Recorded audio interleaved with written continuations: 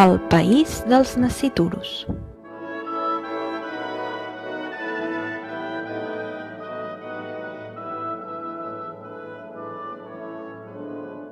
Tothom ho sap, però tothom ho ha oblidat. Al cel, a tocar del sol, en un lloc que no pot ser vist amb cap telescopi, hi ha un lloc on viuen els nens que encara no han nascut. És el país dels nasciturus. El país dels nasciturus és un racó de cel màgic i fabulós, un racó de núvols de sucre on hi plouen caramels 3 vegades al dia i on hi ha tots els jocs que es puguin imaginar: gronxadors, tobogans, bancs de sorra per fer-hi castells. Els nens que han de néixer viuen al país dels nasciturus fins que les cigonyes se'ls venen a buscar per portar-los a la terra.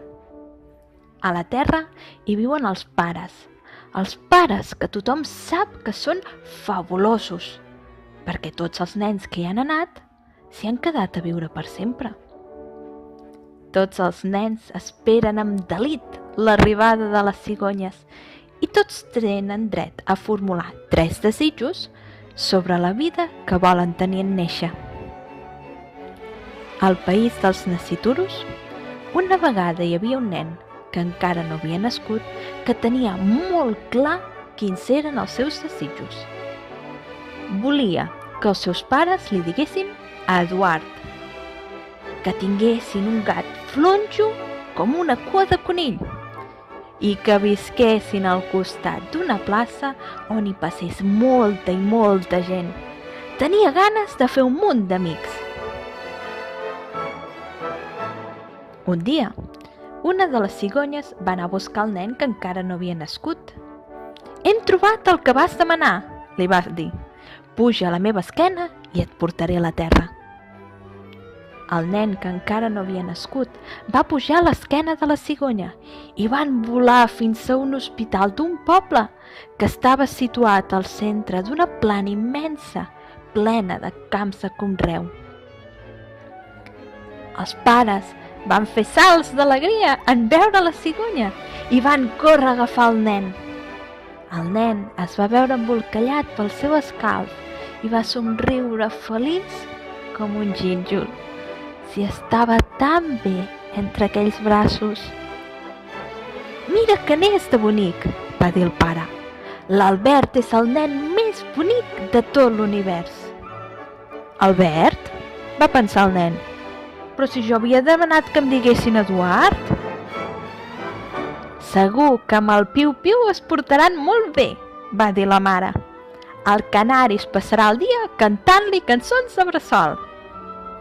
«Canari?», va pensar el nen encara més espantat. «Però jo havia demanat un gat».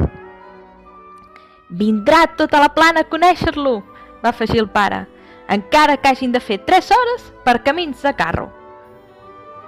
«Camins de carro?», va xisclar amb el pensament el nen. «Però, i la meva plaça?»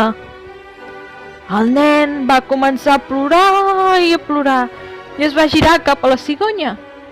I amb un llenguatge que només les cigonyes i els nens poden entendre, li va suplicar que se l'entornés. Aquells no eren els pares que ell havia demanat. La cigonya va afanyar-se a revisar l'expedient i es va disculpar de seguida. Tenien tanta i tanta feina que havien traspaperat el seu expedient i l'havien portat fins a uns pares que no eren. El tornaria de seguida al país dels nasciturus. Esborrarien la memòria dels pares i allà no hauria passat res. La cigonya estava a punt de recollir-lo quan la mare, que no entenia el llenguatge que només poden entendre les cigonyes i els nens, va agafar el nen primer. La mare es va acostar al nen al pit i el nen, en sentir l'escalfor, va començar a xuclar i va deixar de plorar. Quan la cigonya va batre les ales per endur-se'l, el nen la va apartar amb un cop de mà. Potser no es diria Eduard, ni tindria un gat, ni viuria al costat d'una plaça, però a vegades el que de debò volem? No ho hem desitjat mai, perquè no sabíem que existia.